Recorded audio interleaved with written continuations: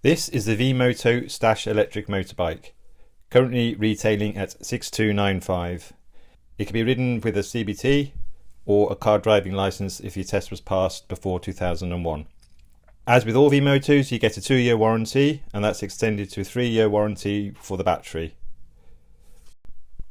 The manufacturer's claimed range is around about 110 miles or 175 kilometres, and the maximum speed is 75 miles per hour, or if you use the boost button it will be 78 miles an hour. The battery is 7.2 kilowatts, which is a 74 volt 97 amp hour battery, and the motor has a maximum power of 16 kilowatts with an average power of 9 kilowatts. You get Pirelli tyres on the bike, ABS and also traction control.